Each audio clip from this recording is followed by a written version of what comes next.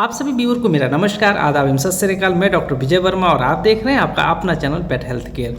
आज की वीडियो में हम बात करेंगे कि अभी तक हमने जितने भी सिजेरियन सेक्शन परफॉर्म किया है उनके जो ओनर रहे हैं उनके अंदर कौन सी ऐसी क्वालिटी रही है कि वो सिजेरियन सेक्शंस परफॉर्म करा ले जाते हैं। और बहुत सारे ऐसे पशुपालक होते हैं कि जिनके एनिमल्स को सिजेरियन सेक्शन होना होता है लेकिन वो रिफ्यूज़ कर जाते हैं, मतलब वो नहीं कराते हैं। तो आगे बढ़ने से पहले यदि अभी तक आपने हमारे चैनल को सब्सक्राइब नहीं किया है तो हमारे चैनल को सब्सक्राइब जरूर कर लें, साथ में बेल आइकन को जरूर प्रेस कर दें ताकि कोई भी इंफॉर्मेटिव वीडियो हम अपने चैनल पर अपलोड करें उसका नोटिफिकेशन आपको तुरंत मिल जाए। हमारे समाज में कोई भी व्यक्ति हो, चाहे वो अमीर हो चाहे वो गरीब हो, अगर उसके घर में कोई महिला ऐसी है जिसको सिजेरियन सेक्शंस परफॉर्म करवाना है, मतलब कोई ऐसी कॉम्प्लिकेशंस स्टेज डेवलप हो गई है जिसमें बिना सिजेरियन के उसके बच्चा पैदा नहीं हो सकता है, तो वो व्यक्ति कितना भी गरीब होगा वो कहीं ना कहीं से पैसे की व्यवस्था करके और उस जो महिला होगी उसका सिजेरियन कराएगा और उसका प्रॉपर ट्रीटमेंट कराएगा। लेकिन एनिमल के केस में, पशु के केस में ऐसा नहीं हो पाता। हमारे बहुत सारे पशुपालक ऐसे होते हैं कि उनके 2 वक्त की रोटी बड़ी मुश्किल से इकट्ठा कर पाते हैं, लेकिन उनके यहाँ गाय या भैंस होती हैं।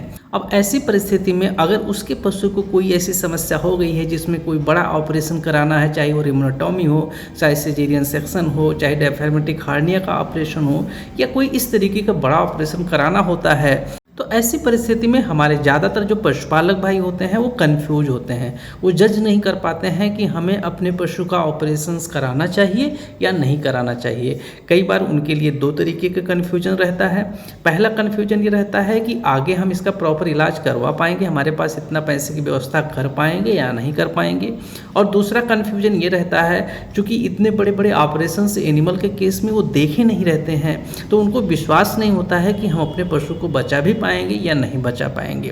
तो ये 2 बेसिक कंडीशंस होते हैं जिसमें हमारा जो पशुपालक होता है वो कंफ्यूज होता है। अब हम बात करेंगे किस टाइप के पशुपालक हमारे होते हैं जो सिजेरियन सेक्शंस अपने पशु का कराते हैं या कोई बड़ा ऑपरेशंस कराते हैं।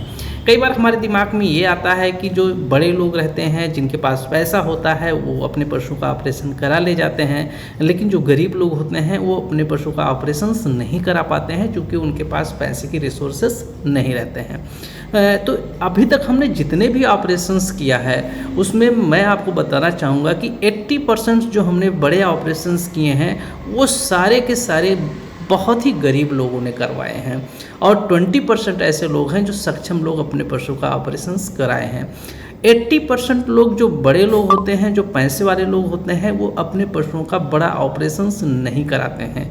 अब ये जो लोग ऑपरेशंस नहीं कराते हैं उसका कारण तो वही जाने, लेकिन जो लोग ऑपरेशंस कराते हैं मैं उनके अंदर एक बहुत ही स्पेसिफिक क्वालिटी महसूस किया है और वो क्वालिटी, ये गुण ये होता है कि वो अपने पशुओं के साथ बहुत ही गहराई से जुड़े रहते हैं। उनका सेंटिमेंट उसके साथ बहुत ही गहरा रहता है। वो लोग हमेशा ये बात करते हैं कि इसका हमने दूध खाया है, अब ये बुरा वक्त आया है तो मैं उसको मरने के लिए तो नहीं छोड़ सकता किसी भी परिस्थिति में। तो उनकी जो भावना होती है उस एनिमल के साथ बहुत ही गहराई से जुड़ी रहती है और उसी भावना के वजह से वो अपने पशु को मरते हुए नहीं देख पाता है। वो जानता है कि हमारे पास इतने संसाधन नहीं है, इतने रुपए नहीं हैं, लेकिन फिर भी कहीं ना कहीं से वो व्यवस्था कराता है। उसके दिमाग में ये रहता है कि अगर मेरे घर पे ये पशु मर जाएगा तो हमें पाप लगेगा और जो हमारी इंसानियत है वो इंसानियत तार तार हो जाएगी। और हम उसकी बातों से 100% सहमत भी होते हैं कि शायद इसी को इंसानियत कहा जाता है कि अपने सामने जिस पशु का हमने दूध का सेवन किया है या किसी दूसरे रूप में उसका उपयोग किया है उसको हम यूं ही मरने के लिए नहीं छोड़ सकते हैं। तो उनकी भावना इतना इंटेंस होती है, उनकी फीलिंग इतना स्ट्रांग होती है और जिसकी वजह से वो अपने पशु से इतना लगाव रखते हैं, उतना लगाव शायद वो अपने बच्चों से भी उस समय नहीं रख पाते हैं। इसलिए हर परिस्थिति में वो ऑपरेशंस कराते हैं और ऐसे ऑपरेशंस ज़्यादातर सफल भी होते हैं। ऐसे पशुपालक की जो भावना होती है उस पशु से इतनी गहराई तक जुड़ी रहती है। इसका मैं एक उदाहरण के माध्यम से आपको बताना चाहूँगा कि आज के 3 साल पहले मैंने एक भैंस थी, उसका सिजेरियन सेक्शन परफॉर्म किया था। उस भैंस को जब मैंने एग्जामिन किया था तो जो लोकल प्रैक्टिशनर थे उन्होंने बच्चे निकालने के लिए इतने प्रयास किए थे कि प्रयास के दौरान ही उसकी बच्चेदानी जो थी वो 3 जगहों से फट गई थी, लेकिन वो बच्चा नहीं निकल पाया था। पहले तो मुझे भी नहीं पता था कि उसकी बच्चेदानी कई जगहों से फटी हुई है, लेकिन जब सीएस किया तो पता चला कि उसकी बच्चेदानी 3 अलग जगहों से फटी हुई थी।